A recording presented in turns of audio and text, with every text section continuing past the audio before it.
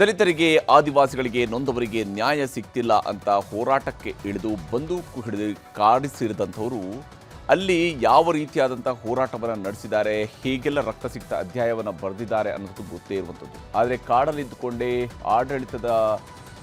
ಆಡಳಿತಕ್ಕೆ ಸವಾಲಾಗಿದ್ದಂಥವರನ್ನು ಕಡೆಗೂ ಕೂಡ ಅವರು ಸರ್ಕಾರದ ಎದುರುಗಡೆ ಶರಣಾಗತರಾಗಿದ್ದಾರೆ. ಈ ಮೂಲಕವಾಗಿ ಕರ್ನಾಟಕದಲ್ಲಿ ನಡೆದಿದ್ದಂತಹ ನಕ್ಸಲ್ ಹೋರಾಟಗಳು ಅಂತ್ಯ ಕಂಡಿದೆ. ನಕ್ಸಲ್ ಅಧ್ಯಾಯ ಇತಿಹಾಸದ ಪುಟ ಸೇರಿದೆ. ಇವತ್ತು ಮುಖ್ಯಮಂತ್ರಿಯವರ ಗೃಹ ಕಚೇರಿ ಕೃಷ್ಣಾದಲ್ಲಿ ಉಳಿದಿದ್ದಂತಹ 6 ಜನ ನಕ್ಸಲರು ಶರಣಾಗತರಾಗುವುದರೊಂದಿಗೆ ಕರ್ನಾಟಕದಲ್ಲಿ ನಕ್ಸಲ್ ಅಧ್ಯಾಯ ಅಂತ್ಯ ಕಂಡಿದೆ.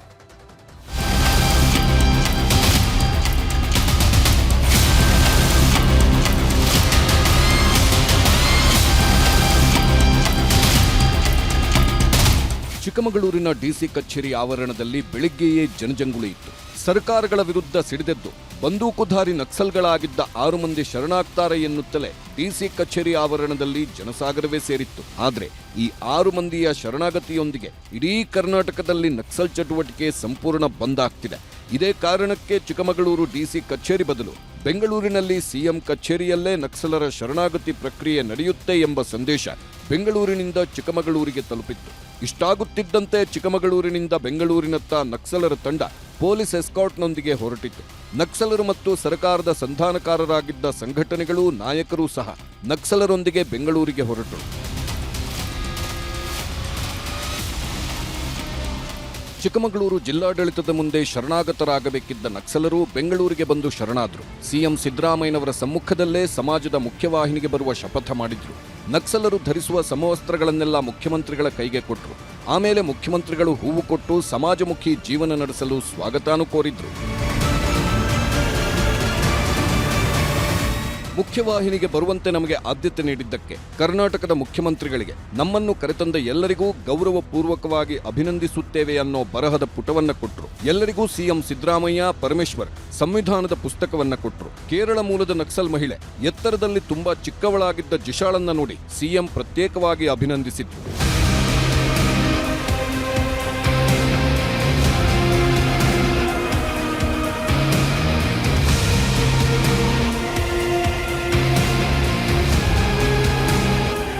ಇವತ್ತು 6 ಜನರು ಕೂಡ ಅವರ ಹೋರಾಟದ ಹಾದಿಯನ್ನು ಬಿಟ್ಟು ಪರಿವರ್ತನೆಗೊಂಡು ಇವತ್ತು ಮುಖ್ಯವಾಹಿನಿಗೆ ಬರಲಿಕ್ಕೆ ತೀರ್ಮಾನ ಮಾಡಿ ಇವರೆಲ್ಲರ ಮುಂದೆ ಮತ್ತೆ ನಿಮ್ಮ ಮುಂದೆ ಪೊಲೀಸ್ ಅಧಿಕಾರಿಗಳ ಮುಂದೆ ಶರಣಾಗಿದ್ದಾರೆ.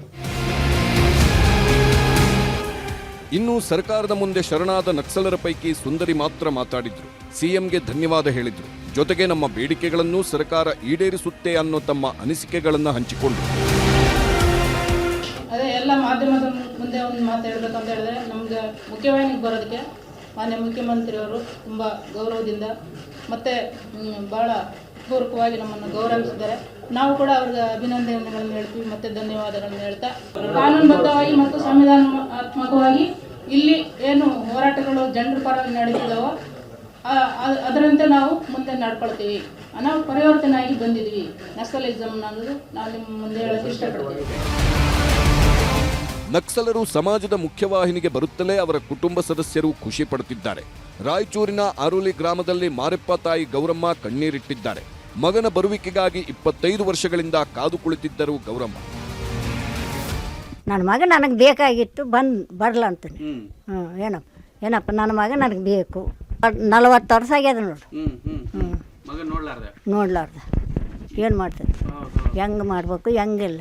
ಒಂದು ಕಳ್ತನ ಮಾಡಿಲ್ಲ, ಒಂದು ಚೌತನ ಮಾಡಿಲ್ಲ. ಈ ದಿನ ಹೋಗ್ಯಾನ, ಮತ್ತೆ ಇವಾಗ ಚಲೋ ಇರ್ಬೇಕಪ್ಪ. ಆತಗೆ ಗೌರ್ಮೆಂಟ್ ಏನಾನ ಸಹಾಯ ಮಾಡಿದ್ರೆ ಆತನ ಪಾಡಿಗೆ ಆತನ ಇರ್ತಾನಲ್ಲ. ನಮ್ಗೆ ಜಮೀನು ಎಷ್ಟೇ ಇಲ್ಲ, 3 ಎಕರೆ ಐತೆ. ಅಷ್ಟರಾಗೆ ಇಲ್ಲಿ ತನಕ ಬಂದೀವಿ. ಏನು ಅವ್ರಿಗೆ ಏನನ್ನ ಉದ್ಯೋಗ ಯಾವುದನ್ನ ಸಣ್ಣದು ಯಾವ ಪುಟ ಯಾವುದನ್ನ ಕೊಟ್ಟರೆ ಬೇಸೈತೆ ಅಂತ ನಾವು ನಮ್ಮ ಮನಸ್ಸಿಗೆ ಇಷ್ಟ ಐತೆ. ನಕ್ಸಲರ ಶರಣಾಗತಿಗೆ ಸರ್ಕಾರ ಈಗ ತೋರಿರುವ ಆಸಕ್ತಿಯನ್ನು ಮೊದಲೇ ತೋರಿದ್ದರೆ ಉತ್ತಮ ಆಗ್ತಿತ್ತು ಎಂಬುದು ಮುಂಡಗಾರು ಲತಾ ಸಹೋದರನ ಅಳಲಾಗಿತ್ತು. ಸಾಕಷ್ಟು ವರ್ಷಗಳಿಂದ ಅವಳು ಈ ತರದ ಒಂದು ಬೇರೆ ಚಳುವಳಿಯಲ್ಲಿ ಭಾಗಿಯಾಗಿದ್ಲು. ಇದರಿಂದ ಅಲ್ಲಿರ್ತಕ್ಕಂತಹ ಜನರಿಗೂ ಸ್ವಲ್ಪ ಪೊಲೀಸ್ ಇಲಾಖೆಗಳಿಂದ ತೊಂದರೆಗಳಾಗ್ತಿದ್ವು. ಇವೆಲ್ಲ ಅಂದ್ರೆ ಅಲ್ಲಿ ಮೂಲ ಸಮಸ್ಯೆಗಳಿತ್ತು. ಅಲ್ಲಿ ಆ ಒಂದು ಮೂಲ ಸಮಸ್ಯೆಗಳನ್ನು ಸರ್ಕಾರ ಆಗಿನ ಸಂದರ್ಭದಲ್ಲಿ ಮಾಡಿದಿದ್ರೆ ಇಷ್ಟೆಲ್ಲ ಸಮಸ್ಯೆಗಳು, ಇಷ್ಟೆಲ್ಲ ಒಂದು ಕಾರ್ಯಾಚರಣೆಗಳು ಹಾಕುವಂತಹ ಮೊತ್ತದಲ್ಲಿ ಇವರ ಅಭಿವೃದ್ಧಿ ಕೆಲಸಗಳನ್ನು ಮಾಡಿದ್ರೆ ಈ ಹೋರಾಟದ ಅವಶ್ಯಕತೆನೇ ಇರ್ತಿರ್ಲಿಲ್ಲ. ಹಾಗಾಗಿ ಇವರೆಲ್ಲ ನಕ್ಸಲ್ ಚಳವಳಿಗೆ ಭಾಗಿಯಾದರು. ಸರ್ಕಾರವೇ ನಕ್ಸಲರನ್ನ ಶರಣು ಮಾಡಿಸಿಕೊಂಡಿದೆ. ಆದರೆ ಅವರನ್ನ ಜೈಲಲ್ಲಿ ಇಡೋ ಬದಲು ಸಮಾಜದ ಮುಖ್ಯವಾಹಿನಿಗೆ ತರಬೇಕು ಎಂಬುದು ಮಾಜಿ ನಕ್ಸಲರ ವಾದ. ಇದುವರೆಗೆ ಆದಂಥ ಈ ಮುಖ್ಯವಾಹಿನಿಯ ವಿಚಾರದಲ್ಲಿ ನ್ಯಾಯ ದೊರಕಿಸಿಲ್ಲ. ಈಗ ಕನ್ಯಾಕುಮಾರಿ 7.5 ವರ್ಷ 8 ವರ್ಷ ಆಗ್ತಾ ಇದೆ, ಜೈಲಲ್ಲಿದ್ದಾರೆ. ಜೈಲನ್ನು ಮುಖ್ಯವಾಹಿನಿ ಅಂತ ಕರೆಯೋಕ್ಕಾಗುತ್ತಾ? ಇದು ಅವರೆಲ್ಲರನ್ನು ಮುಖ್ಯವಾಹಿನಿ ನಿಜ ಅರ್ಥದಲ್ಲಿ ತಂದಾಗ, ಅವರ ಎಲ್ಲ ಸಮಸ್ಯೆಯನ್ನು ಪರಿಹಾರ ಮಾಡಿದಾಗ, ಅವರಿಗೆ ನ್ಯಾಯ ಒದಗಿಸಿದಾಗ ನಾವು ಅದನ್ನು ಸ್ವಾಗತ ಮಾಡೋದು, ಗೌರವಿಸೋದೋ ಏನೋ ಒಂದು ಮಾಡಲಿಕ್ಕಾಗುತ್ತೆ. ಇವಾಗ ಜೈಲಲ್ಲಿ ಕೂರಿಸೋದಕ್ಕೆ ಮುಖ್ಯವಾಹಿನಿ ಅಂತ ಕರೆಯೋದು ಅಂತ ನನಗಂತೂ ಖಂಡಿತ ಅನ್ಸೋದು. ಆದರೆ ನಕ್ಸಲರ ಶರಣಾಗತಿ ವಿಚಾರದಲ್ಲಿ ಸರ್ಕಾರವನ್ನ ತರಾಟೆಗೆ ತೆಗೆದುಕೊಂಡಿದೆ ಬಿಜೆಪಿ. ನಕ್ಸಲ್ ಶರಣಾಗತಿಯೇ ಅತ್ಯಂತ ಆತಂಕಕಾರಿ. ಕಾಡ ನಕ್ಸಲೀಯರನ್ನ ನಾಡ ನಕ್ಸಲೀಯರನ್ನಾಗಿ ಮಾಡುವ ಪ್ಯಾಕೇಜ್ ಸರ್ಕಾರದ್ದು ಎಂದಿದೆ. ಬಡವರಿಗೆ ನೆರವು ಕೊಡದೆ ಬಂದೂಕು ಹಿಡಿದವರಿಗೆ ನೆರವು ಕೊಡುವುದು ಎಷ್ಟು ಸರಿ ಎಂಬುದು ಬಿಜೆಪಿ ಪ್ರಶ್ನೆ. ನಗರದಲ್ಲಿರುವಂತಹ ನಕ್ಸಲರು ಅವ್ರ ಜೊತೆಗೆ ಮಾತುಕತೆಯನ್ನು ಮಾಡುವಂಥದ್ದು, ಮುಖ್ಯಮಂತ್ರಿಗಳದಕ್ಕೆ ಒಪ್ಪಿಗೆಯನ್ನು ಸೂಚಿಸುವಂಥದ್ದು, 1 ವಾರದ ಒಳಗೆ ಎಲ್ಲ ಪ್ರಕ್ರಿಯೆಗಳನ್ನು ಮುಗಿಸುವಂಥದ್ದು. ಇನ್ನು ಮುಂದಿನ ದಿನಗಳಲ್ಲಿ ನಾಡಿನಲ್ಲಿ, ನಗರದಲ್ಲಿ ಅಹಿತಕರವಾದಂತಹ ಘಟನೆಗಳು ನಡೆದರೆ ಅದಕ್ಕೆ ಇವರೇ ಕಾರಣ. ಈ ಮಧ್ಯೆ ನಕ್ಸಲ್ ವಿಕ್ರಮ್ ಗೌಡ ಸಹೋದರ ಸುರೇಶ್ ಗೌಡ ಮಾತನಾಡಿದ್ದಾರೆ. ನನ್ನ ಸಹೋದರ ವಿಕ್ರಮ್ ಗೌಡನಿಗೂ ಇದೇ ರೀತಿ ಶರಣಾಗಲು ಅವಕಾಶ ನೀಡಬೇಕಿತ್ತು. ಈ ಯೋಜನೆ ಮೊದಲೇ ಘೋಷಣೆ ಮಾಡಿದ್ರೆ ನನ್ನ ಅಣ್ಣನೂ ಶರಣಾಗುತ್ತಿದ್ದ. ಒಳ್ಳೆಯ ಜೀವನ ನಮ್ಮೊಂದಿಗೆ ನಡೆಸುತ್ತಿದ್ದ. ಸ್ವಲ್ಪ ದಿನ ಜೈಲುವಾಸ ಅನುಭವಿಸಿ ಮುಂದೆಯಾದರೂ ಒಳ್ಳೆಯ ಜೀವನ ನಡೆಸುವ ಅವಕಾಶ ಇತ್ತು. ಶರಣಾಗುವ ನಕ್ಸಲರಿಗೆ ನೀಡುವ ಪರಿಹಾರ, ವಸತಿ ನಮಗೂ ನೀಡಿ. ನಾವು ಬಹಳ ಕಷ್ಟದಲ್ಲಿದ್ದೇವೆ ಅಂತ ಹೇಳಿದ್ರು. ನಮ್ಮ ಅಣ್ಣನಿಗೆ ಆದ ಪರಿಸ್ಥಿತಿ ಮುಂದೆ ಯಾರಿಗೂ ಕೂಡ ಆಗಬಾರ್ದು. ಯಾವರ ಮನೆಯವರು ಕೂಡ ನೋವು ಅನುಭವಿಸಿ ಕಷ್ಟಕ್ಕೆ ಸಿಗಬಾರ್ದು. ಆದ್ದರಿಂದ ಸರೆಂಡರ್ ಆಗ್ತಿರೋ ನಕ್ಸಲರನ್ನು ಎಲ್ಲರೂ ಒಳ್ಳೆ ರೀತಿಯಲ್ಲಿ ಜೀವನ ಮಾಡಬೇಕಂತ ಈ ಮೂಲಕ ನಾನು ಹೇಳ್ತೇನೆ. ಸದ್ಯ ಸರೆಂಡರ್ ಆಗಿರುವ ನಕ್ಸಲರು ಬಂದೂಕು ಬಿಟ್ಟು ಬದುಕು ಕಟ್ಟಿಕೊಳ್ಳಲು ಮುಂದಾಗಿದ್ದಾರೆ. ಆದರೆ ನಕ್ಸಲ್ ಪೀಡಿತ ಪ್ರದೇಶಗಳಲ್ಲಿದ್ದ ಹಲವು ಸಮಸ್ಯೆಗಳು ಆ ಊರುಗಳಲ್ಲಿ ನಕ್ಸಲ್ ಚಟುವಟಿಕೆ ಆರಂಭವಾಗಲು ಕಾರಣ ಎಂಬ ವಾದ ಇದ್ದೇ ಇದೆ. ಹೀಗಾಗಿ ಸರ್ಕಾರ ಮಲೆನಾಡು ಭಾಗದ ಹಳ್ಳಿಗಳಲ್ಲಿ ಜನರು ಎದುರಿಸುತ್ತಿದ್ದ ಸಮಸ್ಯೆಗಳು ಹಾಗೂ ದೌರ್ಜನ್ಯಗಳನ್ನು ತಡೆಯುವ ಕೆಲಸ ಮಾಡಬೇಕಿದೆ. Bureau report, news 18. ಕಾಂಗ್ರೆಸ್ನಲ್ಲಿ ಬಣ ರಾಜಕೀಯದ ಹೊಗೆ ದಟ್ಟವಾಗ್ತಾ ಇತ್ತು. ಎಲ್ಲವೂ ಕೂಡ ಅಂದುಕೊಂಡಂತೆ ಆಗಿರ್ತಿದ್ರೆ ಇವತ್ತು ಪರಮೇಶ್ವರ್ ಅವರ ನೇತೃತ್ವದಲ್ಲಿ ಡಿನ್ನರ್ ಸಭೆ ನಡೀಬೇಕಾಗಿತ್ತು. ಆದರೆ ದೆಹಲಿಯಲ್ಲಿ ಇದ್ದುಕೊಂಡೇ DK ಶಿವಕುಮಾರ್ ಅದಕ್ಕೆ ಬ್ರೇಕ್ ಹಾಕಿಸಿದ್ರು. ಇದು ಸಿದ್ದರಾಮಯ್ಯ ಆಪ್ತ ನಾಯಕರ ಸಿಟ್ಟನ್ನು ಹೆಚ್ಚಿಸಿತ್ತು. ಆದರೆ ಬೆಳಗ್ಗೆ ಕೋಪತಾಪವನ್ನು ತೋರಿಸಿದಂಥವರು ಸಂಜೆ ಎಲ್ಲರೂ ಒಗ್ಗಟ್ಟು ಪ್ರದರ್ಶಿಸಿರುವಂತಹ ಪ್ರಸಂಗ ಕೂಡ ಇವತ್ತೇ ನಡೆದಿದೆ. ಹೈಕಮಾಂಡಿನ ಸೂಚನೆಗಳು, ಹಾಗಾಗಿ ಅದನ್ನು ಮುಂದಕ್ಕೆ ಹಾಕಿದ್ವಿ. ಏನೇ ಇದ್ರು ಬನ್ನಿ, ನಾನು ಡಾಕ್ಟರ್ ಪರಮೇಶ್ವರ್ ಬನ್ನಿ, ಅಲ್ಲಿ ಮಾತಾಡೋಣ. ಏನು ಬೇಜಾರಾಗಕ್ಕೆ ಏನೋ ರಾಶಿಯನ್ನು ಬರ್ಸ್ಕೊಂಡವ್ರು ಯಾರನ್ನ. ಕರ್ನಾಟಕದ 138 ಶಾಸಕರ ಬಹುಮತ ಸರ್ಕಾರದಲ್ಲಿ ಭಿನ್ನಮತ ಅನ್ನೋದು ದಿನೇ ದಿನೇ ಬ್ಲಾಸ್ಟ್ ಆಗ್ತಿದೆ. ಒಂದು ಕಡೆ ಸಿದ್ದರಾಮಯ್ಯ ಬಣ, ಇನ್ನೊಂದು ಕಡೆ DK ಶಿವಕುಮಾರ್ ಬಣ. ಇದರ ಮಧ್ಯೆನೇ ಪರಿಶಿಷ್ಟ ಜಾತಿ ಪರಿಶಿಷ್ಟ ಪಂಗಡ ನಾಯಕರ ನೇತೃತ್ವ ವಹಿಸಿರುವ ಪರಮೇಶ್ವರ್ ಬಣ. ಯಾವಾಗ 2 ತಿಂಗಳ ಹಿಂದೆ DK ಶಿವಕುಮಾರ್ ಅಧಿಕಾರ ಹಂಚಿಕೆ ಚರ್ಚೆ ಆಗಿದೆ ಅಂತ ಹೇಳಿದ್ರೋ ಆಗಿನಿಂದಲೇ ಬಣ ರಾಜಕೀಯ ಒಳಗೊಳಗೆ ಸ್ಫೋಟವಾಗ್ತಿದೆ. DK ಶಿವಕುಮಾರ್ ಹೇಳಿದಂತೆ ಅಧಿಕಾರ ಹಂಚಿಕೆಯ 50:50 ಸೂತ್ರದ ಲೆಕ್ಕಾಚಾರದಂತೆ ಈಗಾಗಲೇ ಮುಖ್ಯಮಂತ್ರಿಗಳಾಗಿ 20 ತಿಂಗಳನ್ನ ಸಿದ್ದರಾಮಯ್ಯ ಕಳೆದಿದ್ದು ಇನ್ನೂ 10 ತಿಂಗಳಷ್ಟೇ ಬಾಕಿ ಇದೆ. ಹಾಗಾಗಿನೇ ಕಾಂಗ್ರೆಸ್ನಲ್ಲಿ ಈಗಿನಿಂದಲೇ ಅಧಿಕಾರ ಬಿಟ್ಟುಕೊಡಲು ವೇದಿಕೆ ಸಿದ್ಧವಾಗ್ತಿದ್ದು ಕೈ ನಾಯಕರು ಅಡಿಪಾಯವನ್ನ ಒಳಗೊಳಗೆ ಕಟ್ಟುತ್ತಿದ್ದಾರೆ. ಹೊಸ ವರ್ಷದ ಪಾರ್ಟಿ ನೆಪದಲ್ಲಿ DK ಶಿವಕುಮಾರ್ ಇಲ್ಲದಿದ್ದಾಗ ಡಿನ್ನರ್ ಸಭೆ ನಡೆಸಿದ್ರು. ಇವತ್ತು ಅಂದುಕೊಂಡಂತೆ ಆಗಿದ್ರೆ ಪರಮೇಶ್ವರ್ ನೇತೃತ್ವದಲ್ಲಿ SC/ST ನಾಯಕರ ಸಭೆ ಆಗಬೇಕಿತ್ತು. ಆದರೆ ದೆಹಲಿಯಲ್ಲೇ ಠಿಕಾಣಿ ಹೂಡಿದ್ದ DK ಶಿವಕುಮಾರ್ ನಿನ್ನೆಯೇ ಪರಮೇಶ್ವರ್ ಡಿನ್ನರ್ ಸಭೆಯನ್ನ ರದ್ದು ಮಾಡಿಸಿದ್ರು. ಸಹಜವಾಗೇ ಇದು ಸಭೆ ಆಯೋಜಿಸಿದ್ದ ಪ್ರಮುಖರ ಪಿತ್ತ ನೆತ್ತಿಗೇರಿಸಿತ್ತು. ಅದಕ್ಕೆ ಸಾಕ್ಷಿ ಪರಮೇಶ್ವರ್, KN ರಾಜಣ್ಣ ಮತ್ತು ಸತೀಶ್ ಜಾರಕಿಹೊಳಿ ಅವರ ಇವತ್ತಿನ ಮಾತು. ಇದು ಡೆಲ್ಲಿ ಅವರಿಗೆ ಏನು ಹೇಳಿರಲಿಲ್ಲ. ಇದು ನಮ್ಮದೇ ಇಂಟರ್ನಲ್ ಇರೋದ್ರಿಂದ ಡೆಲ್ಲಿ ಅವರಿಗೆ ಹೇಳೋ ಅವಶ್ಯಕತೆ ಇಲ್ಲ ಅಂತ ನಾವೇನು ಹೇಳಿರಲಿಲ್ಲ. ಪ್ರಧಾನ ಕಾರ್ಯದರ್ಶಿಗಳು ಹೇಳಿದ ಮೇಲೆ ನಮ್ಮ ಪಕ್ಷದಲ್ಲಿ ಅದು ಹೈಕಮಾಂಡಿನ ಸೂಚನೆಗಳು, ಹಾಗಾಗಿ ಅದನ್ನು ಮುಂದಕ್ಕೆ ಹಾಕಿದ್ದೀವಿ. ಕ್ಯಾನ್ಸಲ್ ಮಾಡಿಲ್ಲ. Let me correct this, cancel ಮಾಡಿಲ್ಲ, ಮುಂದಕ್ಕೆ ಹಾಕಿದ್ದೀವಿ. ನಿಮ್ಮ ಮನೆಗೆ ಹೋಗಿ ಊಟ ಮಾಡ್ಕೊಂಬಿಡ್ರಿ ಅಂತ ಹೇಳೋ ಬದಲು ನಾವೇ ಊಟ ಕೊಡ್ತೀವಪ್ಪ ಅಂತ ಊಟದ್ದು ಒಂದು ಏರ್ಪಾಟ್ ಮಾಡಿದ್ದು. ಅದೇ ಡಿನ್ನರ್ ಮೀಟಿಂಗು ಅಂತ ನೀವು ಹಾಕೊಂಡು ಹೊಡಿತಾ ಇದ್ದೀರ. ಅಲ್ಲ, ಪೂರ್ತಿ ಹೇಳಂಗಿಲ್ವಲ್ಲ ನಿಮ್ಮ ಹತ್ರ. ನಿಮ್ಮ ಊಹೆಗೂ ಬಿಡಬೇಕಲ್ಲ ಸ್ವಲ್ಪ. ಒಂದು ವೇಳೆ ನಾವು ಸಹಿಸೋದಿಲ್ಲ, ನೀವು ಮಾಡಿದರೆ ಸಹಿಸೋದಿಲ್ಲ ಅಂತ ಯಾರಾದರೂ ನಮ್ಗೆ ಹೇಳಿದರೆ ಅದಕ್ಕೆ ಉತ್ತರ ಕೊಡ್ತೇವೆ ನಾವು ಸರಿಯಾಗಿ. ಅದಕ್ಕೇನು ತೊಂದರೆ ಇಲ್ಲ, ಆ ಶಕ್ತಿ ಇದೆ ನಮಗೆ. ಏನ್ ಬೇಜಾರಾಗಕ್ಕೆ ಏನೋ ರಾಸಿನ ಬರ್ಸ್ಕೊಂಡವ್ರ ಯಾರನ್ನ ನೀವು ಮಾಡಬೇಡಿ ಅಂತ ಅಂದ್ರೆ ಏನು ಇವರೆಲ್ಲ SC/ST ವಿರೋಧಿಗಳ ಇವರೆಲ್ಲ. ಇಂಥ ಸಮಸ್ಯೆಗಳನ್ನ ನಾವು ಚರ್ಚೆ ಮಾಡಬೇಕು ಅಂತ ಹೇಳಿ ಒಂದು ಸಭೆ ಕರೆದ್ರೆ ಅದಕ್ಕೆ ರಾಜಕೀಯದ ಲೇಪನ ಕೊಟ್ಬಿಟ್ಟು ನೀವು ಮಾಡಬೇಡಿ ಮುಟ್ಬೇಡಿ ಅಂತೆಲ್ಲ ಹೇಳ್ತಕ್ಕಂಥದ್ದು ಇದು SC/ST ಸಮಾಜಕ್ಕೆ ಮಾಡುವಂತ ಅನ್ಯಾಯ. ಇದು ಸಭೆ ಕರೆದವರಲ್ಲ, ಇದು ನೋಡ್ರಿ ಡೆಲ್ಲಿಗೆ ಹೇಳಿದವರು ನಾವಲ್ಲ.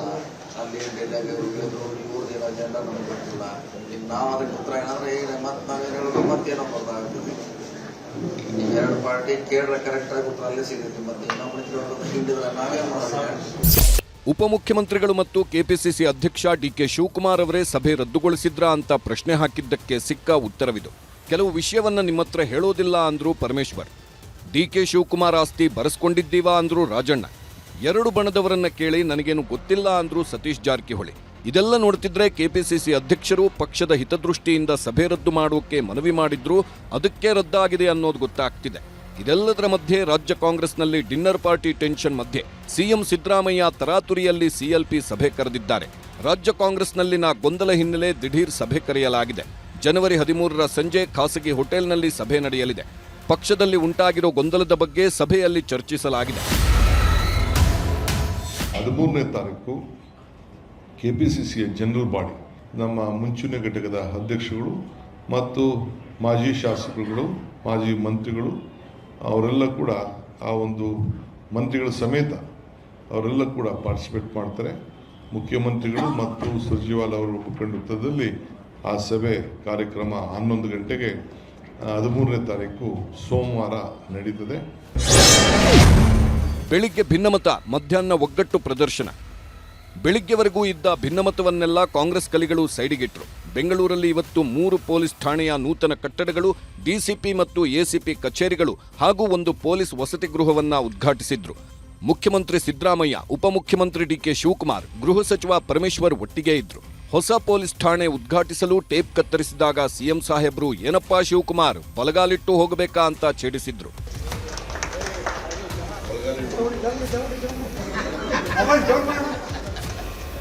ಇಷ್ಟೇ ಅಲ್ಲ, ಇವತ್ತು ಕೆಪಿಸಿಸಿ ಕಚೇರಿಯಲ್ಲೂ ಭಿನ್ನಮತ ಏನೂ ಇಲ್ಲ ಅನ್ನೋ ಮಟ್ಟಿಗೆ ನಾಯಕರು ಒಗ್ಗಟ್ಟು ತೋರಿಸಿದ್ರು. ಮಾಜಿ ಪ್ರಧಾನಿ ಮನಮೋಹನ್ ಸಿಂಗ್ ಅವರ ನಿಧನದಿಂದ ರದ್ದಾಗಿದ್ದ ಗಾಂಧಿ ಭಾರತ ಸಮಾವೇಶವನ್ನ ಮತ್ತೆ ಜನವರಿ 21ಕ್ಕೆ ಆಯೋಜಿಸಿದ್ದಾರೆ.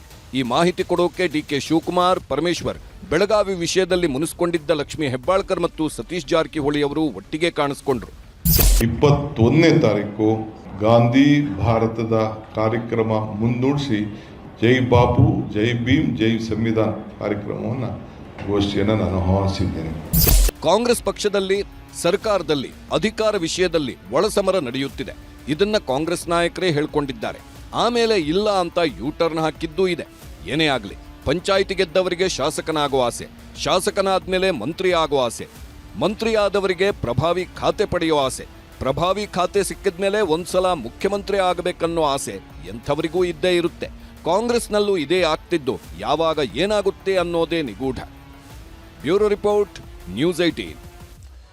ಇನ್ನು ಕಾಂಗ್ರೆಸ್ನಂತೆ ಬಿಜೆಪಿಯಲ್ಲೂ ಕೂಡ ಊಟದ ಆಟ ಶುರುವಾಗಿದೆ. ರಾಜ್ಯಾಧ್ಯಕ್ಷ ವಿಜೇಂದ್ರರನ್ನ ಬಿಟ್ಟು ನಾಯಕರು ಹೋಟೆಲ್ನಲ್ಲಿ ಸೀಕ್ರೆಟ್ ಮೀಟಿಂಗ್ ಮಾಡಿದ್ದಾರೆ. ಮತ್ತೊಂದು ಕಡೆ ರೆಬೆಲ್ಸ್ ಟೀಮ್ ದೆಹಲಿಯಲ್ಲಿ ಅಮಿತ್ ಶಾ ಅವರನ್ನ ಭೇಟಿಯಾಗಿದ್ದಾರೆ.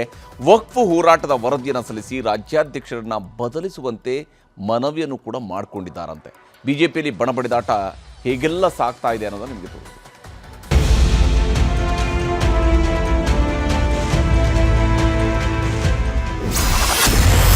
ಬಿಜೆಪಿಯಲ್ಲೂ ಡಿನ್ನರ್ ಪಾಲಿಟಿಕ್ಸ್. ವಿಜಯೇಂದ್ರ ಬಿಟ್ಟು ಸೀಕ್ರೆಟ್ ಸಭೆ.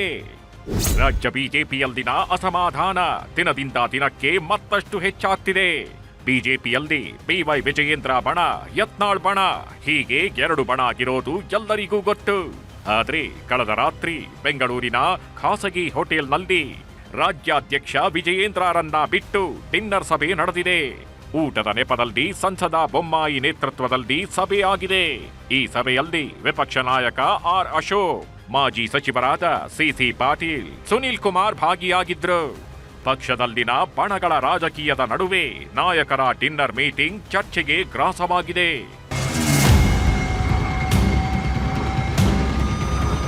ಪಕ್ಷದಲ್ಲಿನ ಸದ್ಯದ ಬೆಳವಣಿಗೆಗಳ ಬಗ್ಗೆ ಚರ್ಚಿಸಿದ್ದಾರೆ ಎನ್ನಲಾಗಿದೆ.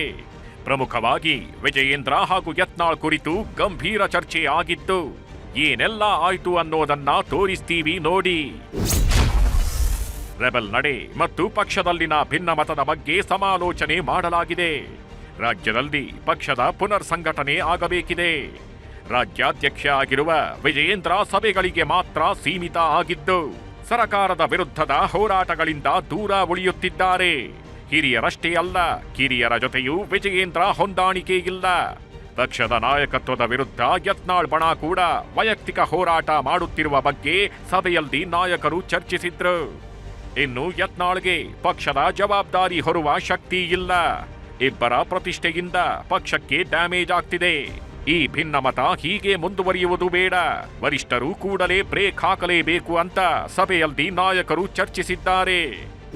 ಯಾವುದೇ ರೀತಿಯ ರಾಜಕೀಯ ಸಭೆ ನಡೆದಿಲ್ಲ, ಪಕ್ಷದ ಬಗ್ಗೆ ಏನೂ ಚರ್ಚೆ ಆಗಿಲ್ಲ ಅನ್ನುತ್ತಿರುವ ನಾಯಕರು ಡಿನ್ನರ್ ಪಾಲಿಟಿಕ್ಸ್ ಗುಟ್ಟನ್ನ ಬಿಟ್ಟುಕೊಡ್ತಿಲ್ಲ.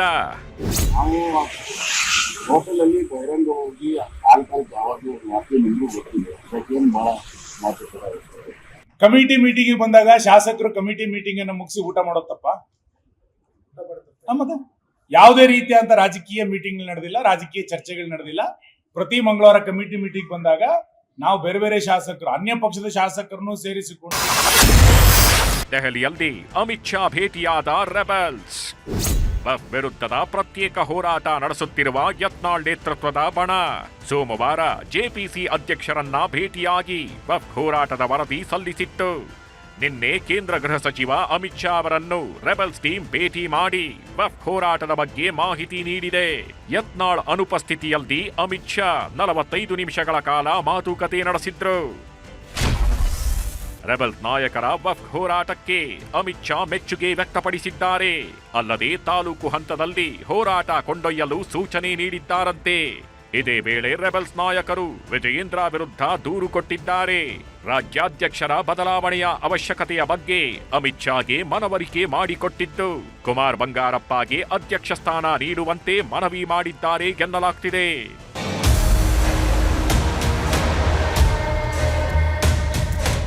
ಅಮಿತ್ ಶಾ ಭೇಟಿಯಾದ ರೆಬೆಲ್ಸ್ಗಳು ಎಂದು ಕೇಂದ್ರ ಸಚಿವ ಎಚ್.ಡಿ. ಕುಮಾರಸ್ವಾಮಿ ಅವರನ್ನು ಭೇಟಿಯಾದರು. ಶಾಸಕ ರಮೇಶ್ ಜಾರಕಿಹೊಳಿ, ಮಾಜಿ ಶಾಸಕ ಬಂಡೆಪ್ಪ ಕಾಶಂಪೂರ್ ಎಚ್.ಡಿ.ಕೆ ಜೊತೆ ಕೆಲ ಹೊತ್ತು ಚರ್ಚಿಸಿದ್ರು. ಇಂದು ರಾಜ್ಯಕ್ಕೆ ಯತ್ನಾಳ್ ರಮೇಶ್ ಜಾರಕಿಹೊಳಿ ತಂಡ ವಾಪಸ್ ಆಗಿದೆ. 3ನೇ ಹಂತದ ವಫ್ ಹೋರಾಟಕ್ಕೆ ಸಜ್ಜಾಗಿದ್ದು 2-3 ದಿನಗಳಲ್ಲಿ ಮಧ್ಯ ಕರ್ನಾಟಕ ಹಾಗೂ ಹಳೆ ಮೈಸೂರು ಭಾಗದಲ್ಲಿ ವಫ್ ಅಭಿಯಾನ ನಡೆಸಲಿದ್ದಾರೆ. ಒಟ್ನಲ್ಲಿ ಬಿಜೆಪಿಯಲ್ಲಿ ಸ್ಫೋಟಗೊಂಡಿರುವ ಬಣ ರಾಜಕೀಯಕ್ಕೆ ವರಿಷ್ಠರು ಯಾವ ಮದ್ದು ಅರಿತಾರೋ ಕಾದು ನೋಡಬೇಕು. Bureau report, news 18. ಭಾರತದ ಕಡುವೈರಿಗಳಾಗಿರುವಂತಹ ಖಲಿಸ್ತಾನಿಗಳನ್ನು ಸಮರ್ಥಿಸಿಕೊಂಡಿದ್ದಂತಹ ಕೆನಡಾದ ಪ್ರಧಾನಮಂತ್ರಿ ಜಸ್ಟಿನ್ ಟ್ರೂಡೋ ಕುರ್ಚಿ ಕಳ್ಕೊಂಡಿದ್ದಾರೆ. ಈಗ ಟ್ರೂಡೋ ಜಾಗಕ್ಕೆ ಅನಿವಾಸಿ ಭಾರತೀಯ ಮಹಿಳೆ ಅನಿತಾ ಆನಂದ್ ಹೆಸರು ಮುನ್ನೆಲೆಗೆ ಬಂದಿದೆ. ಯಾರು ಹಾಗಾದರೆ ಈ ಅನಿತಾ ಆನಂದ್? ಇವರ ಸಾಧನೆ ಎಂಥದ್ದು, ಅವರ ಹಿನ್ನೆಲೆ ಏನು ಅನ್ನೋದು ನಿಮಗೆ ತೋರಿಸ್ತೀವಿ.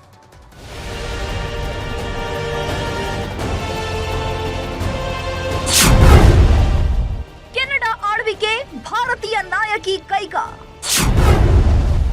ಕೆನಡಾ ಪ್ರಧಾನಿ ರೇಸ್ನಲ್ಲಿ ಅನಿತಾ ಆನಂದ್. ವಿಶ್ವದ ದೈತ್ಯ ಜಾಲತಾಣ ಗೂಗಲ್ಗೆ ಭಾರತೀಯ ಮೂಲದ ಸುಂದರ್ ಪಿಚೈ ಮುಖ್ಯಸ್ಥರಾಗಿದ್ದಾರೆ. ವಿಶ್ವದ ದೈತ್ಯ ಸಾಫ್ಟ್ವೇರ್ ಸಂಸ್ಥೆ ಮೈಕ್ರೋಸಾಫ್ಟ್ಗೆ ಸತ್ಯ ನಡೆಲ್ಲಾ ಮುಖ್ಯಸ್ಥರಾಗಿದ್ದಾರೆ. ಅಮೆರಿಕ ಉಪಾಧ್ಯಕ್ಷೆಯಾಗಿ ಭಾರತೀಯ ಮೂಲದ ಕಮಲಾ ಹ್ಯಾರಿಸ್ ಇದ್ರೆ, ಬ್ರಿಟಿಷರ ನಾಡು ಇಂಗ್ಲೆಂಡ್ಗೆ ಪ್ರಧಾನಮಂತ್ರಿಯಾಗಿ ಕರ್ನಾಟಕದ ಅಳಿಯ ರಿಷಿ ಸುನಾಕ್ ಆಳ್ವಿಕೆ ನಡೆಸಿದ್ದಾಯ್ತು. ಈಗ ಕೆನಡಾ ಸರದಿ. ಎಲ್ಲ ಸರಿ ಹೋದ್ರೆ ಅಂದುಕೊಂಡಂತೆ ಆದ್ರೆ ಕೆನಡಾ ದೇಶದ ಮುಂದಿನ ಪ್ರಧಾನಮಂತ್ರಿ ಆಗಲಿದ್ದಾರೆ ಭಾರತೀಯ ಮೂಲದ ಅನಿತಾ ಆನಂದ್ ಮತ್ತು ಹರ್ನಿರ್ಜೋತ್ ಜಾರ್ಜ್ ಚಾಹಲ್.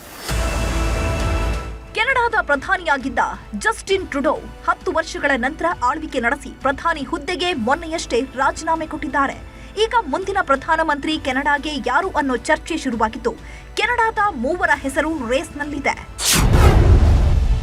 ಅನಿತಾ ಆನಂದ್ ಮೊದಲ ಪಿಎಂ ಅಭ್ಯರ್ಥಿಯಾಗಿದ್ರೆ, ಕ್ರಿಸ್ಟಿಯಾ ಫ್ರೀಲ್ಯಾಂಡ್ ಪ್ರಧಾನಿ ರೇಸ್ನಲ್ಲಿರೋ 2ನೇ ಪ್ರಮುಖ ವ್ಯಕ್ತಿ. 3ನೇ ಅವರು Mark Carney Canada prime minister ರೇಸ್ನಲ್ಲಿದ್ದಾರೆ. ಕೆನಡಾದಲ್ಲಿ 14 ಲಕ್ಷ ಭಾರತೀಯರು ವಾಸವಾಗಿದ್ದಾರೆ. ಇವರಲ್ಲಿ ಅನಿತಾ ಆನಂದ್ ಕೂಡ ಒಬ್ರು. ಆದ್ರೆ ಅನಿತಾ ಇಂದಿರಾ ಆನಂದ್ ಕೆನಡಾದಲ್ಲಿ ತನ್ನದೇ ಛಾಪು ಮೂಡಿಸಿರುವ ಮಹಿಳಾ ನಾಯಕಿ. ಆಡಳಿತ ಮತ್ತು ಸಾರ್ವಜನಿಕ ಸೇವೆಯಲ್ಲಿ ತನ್ನದೇ ದಾಖಲೆ ಬರೆದಿರುವ ಗಟ್ಟಿಗಿತ್ತಿ. ಪೂರ್ಣ ಹೆಸರು ಅನಿತಾ ಇಂದಿರಾ ಆನಂದ್. ವಯಸ್ಸು 57 ವರ್ಷ. ತಾಯಿ ಡಾಕ್ಟರ್ ಸರೋಜಾ, ಪಂಜಾಬ್ನವರು. ತಂದೆ ಡಾಕ್ಟರ್ SV ಆನಂದ್, ತಮಿಳುನಾಡಿನವರು. ಇಬ್ಬರಿಗೂ ಕೆನಡಾದ ನೋವಾಸ್ಕೋಟಿಯಾದಲ್ಲಿ ಅನಿತಾ ಆನಂದ್ ಜನಿಸಿದ್ರು. ಆಕ್ಸ್ಫರ್ಡ್ ವಿಶ್ವವಿದ್ಯಾಲಯ ಸೇರಿದಂತೆ ಅನೇಕ ವಿವಿಗಳಲ್ಲಿ ರಾಜಕೀಯ ಪದವಿ ಮತ್ತು ಕಾನೂನು ಪ್ರಾಧ್ಯಾಪಕಿಯಾಗಿದ್ರು. 2019ರಲ್ಲಿ ಒಕಿವಿಲ್ಲೆ ಕ್ಷೇತ್ರದ ಸಂಸದೆಯಾಗಿ ಆಯ್ಕೆಯಾದರು. 2019ರಿಂದ 2021ರವರೆಗೆ ಸಾರ್ವಜನಿಕ ಸೇವಾ ಸಚಿವೆಯಾಗಿದ್ದರು. 2021ರಿಂದ 2023ರವರೆಗೆ ಕೆನಡಾ ರಕ್ಷಣಾ ಸಚಿವೆಯಾಗಿದ್ದರು. 2023-24ರವರೆಗೆ ಸಾರಿಗೆ ಸಚಿವೆ, ಗೃಹ ಸಚಿವೆ ಮತ್ತು ಖಜಾನೆ ಮಂಡಳಿ ಅಧ್ಯಕ್ಷೆಯಾಗಿದ್ದರು. ಈಗ 2025ರಲ್ಲಿ ಕೆನಡಾ PM ಅಭ್ಯರ್ಥಿ ರೇಸ್ನಲ್ಲಿದ್ದಾರೆ. ಲಿಬರಲ್ ಪಕ್ಷದೊಳಗೆ ಪ್ರಧಾನಿ ಹುದ್ದೆಗೆ ಪೈಪೋಟಿ ತೀವ್ರಗೊಂಡಿದೆ. ಕೆನಡಾ ಸಂಸತ್ ಅಧಿವೇಶನ ಜನವರಿ 27ರಿಂದ ಮಾರ್ಚ್ 24ರವರೆಗೆ ನಡೆಯಲಿದೆ. ಅಷ್ಟರೊಳಗೆ ಲಿಬರಲ್ ಪಕ್ಷವು ತನ್ನ ಹೊಸ ನಾಯಕನನ್ನ ಆಯ್ಕೆ ಮಾಡಬೇಕು. ಸದ್ಯ ಕೆನಡಾ ದೇಶವನ್ನ ಯುನೈಟೆಡ್ ಸ್ಟೇಟ್ಸ್ ಜೊತೆ ವಿಲೀನ ಮಾಡಲು ಟ್ರಂಪ್ ತಯಾರಿ ಮಾಡಿಕೊಂಡಿದ್ದಾರೆ. ಜನವರಿಯಲ್ಲಿ ಟ್ರಂಪ್ ಪ್ರಮಾಣ ವಚನ ಸ್ವೀಕರಿಸ್ತಾ ಇದ್ದಂತೆ ಕೆನಡಾವನ್ನ ಅಮೆರಿಕಾದ 51ನೇ ರಾಜ್ಯವನ್ನಾಗಿ ಮಾಡೋ ಘೋಷಣೆ ಮಾಡಿದ್ದಾರೆ. ಈಗಾಗಲೇ ಡೊನಾಲ್ಡ್ ಟ್ರಂಪ್ ಭಾರತೀಯ ಮೂಲದವರನ್ನೇ ಶ್ವೇತಭವನದ ಪ್ರಮುಖ ಸ್ಥಾನಗಳಿಗೆ ನೇಮಕ ಮಾಡಿದ್ದಾರೆ. ಕೆನಡಾ ಅಮೆರಿಕ ರಾಜ್ಯ ಆಗ್ಲಿ ಆಗದಿರಲಿ, ಅನಿತಾ ಇಂದಿರಾ ಆನಂದ್ಗೆ ಡೊನಾಲ್ಡ್ ಟ್ರಂಪ್ ಬೆಂಬಲ ನೀಡೋದ್ರಲ್ಲಿ ಯಾವ ಅಚ್ಚರಿನೂ ಇಲ್ಲ. ಎಲ್ಲದಕ್ಕೂ ಇದೇ ಜನವರಿಯಲ್ಲಿ ಉತ್ತರ ಸಿಗಲಿದೆ. ನೋಡೋಣ ಏನಾಗುತ್ತೆ ಅಂತ. Bureau report, news 18. ಈಗ ರಾಜ್ಯ ದೇಶ ವಿದೇಶಗಳ ಮತ್ತಷ್ಟು ಪ್ರಮುಖ ಸುದ್ದಿಗಳನ್ನು ಕ್ವಿಕ್ ಆಗಿ ನೋಡೋಣ. ರಾಜ್ಯಾದ್ಯಂತ ಲೋಕಾಯುಕ್ತ ಅಧಿಕಾರಿಗಳು ಭ್ರಷ್ಟ ಅಧಿಕಾರಿಗಳಿಗೆ ಶಾಕ್ ಕೊಟ್ಟಿದ್ದಾರೆ. ಬೆಂಗಳೂರು, ತುಮಕೂರು, ಬಳ್ಳಾರಿ, ರಾಯಚೂರು, ಬೀದರ್, ಬಾಗಲಕೋಟೆ, ಬೆಳಗಾವಿ, ಗದಗ, ಚಿಕ್ಕಮಗಳೂರಿನಲ್ಲಿ ಏಕಕಾಲಕ್ಕೆ ದಾಳಿ ಮಾಡಿ ದಾಖಲೆ, ಚಿನ್ನಾಭರಣ, ನಗದು ಜಪ್ತಿ ಮಾಡಿದ್ದಾರೆ. ಸಚಿವೆ ಹೆಬ್ಬಾಳ್ಕರ್ಗೆ ಅಶ್ಲೀಲ ಪದ ಬಳಕೆ ಕೇಸ್ನಲ್ಲಿ MLC ಸಿಟಿ ರವಿ ವಿರುದ್ಧದ ಪೊಲೀಸ್ ದೌರ್ಜನ್ಯ ಆರೋಪವನ್ನ ಗಂಭೀರವಾಗಿ ಪರಿಗಣಿಸುವಂತೆ ಸಿಎಂಗೆ ಪತ್ರ ಬರೆದಿದ್ದಾರೆ ರಾಜ್ಯಪಾಲರು. ಪತ್ರದ ಬೆನ್ನಲ್ಲೇ ಸಿಎಂ ಸಿದ್ದರಾಮಯ್ಯ ರಾಜ್ಯಪಾಲ ಗೆಹ್ಲೋಟ್ರನ್ನ ಭೇಟಿಯಾಗಿ ಘಟನೆ ವಿವರಿಸಿದ್ದಾರೆ. ಮಂಡ್ಯಕ್ಕೆ ಮಾಜಿ ಸಂಸದೆ ಸುಮಲತಾ ರೀಎಂಟ್ರಿ ಕೊಟ್ಟಿದ್ದಾರೆ. ನಗರದ ಬಂದಿಗೌಡ ಬಡಾವಣೆಯಲ್ಲಿ ಹೊಸ ಮನೆ ಬಾಡಿಗೆಗೆ ಪಡೆದು ಹಾಲು ಉಕ್ಕಿಸಿ ಪೂಜೆ ಮಾಡಿದ್ರು. ಬಂದಿಗೌಡ ಬಡಾವಣೆ ರಾಜಕಾರಣಿಗಳಿಗೆ ಅದೃಷ್ಟದ ಏರಿಯಾ ಅಂತೆ.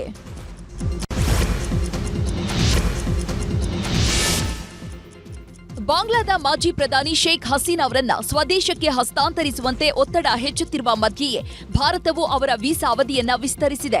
ಮತ್ತೊಂದು ಕಡೆ ಭಾರತದಲ್ಲಿ ಆಶ್ರಯ ಪಡೆದಿರುವ ಶೇಖ್ ಹಸೀನಾರ ಪಾಸ್ಪೋರ್ಟ್ ಅನ್ನ ಬಾಂಗ್ಲಾ ಸರ್ಕಾರ ರದ್ದು ಮಾಡಿದೆ.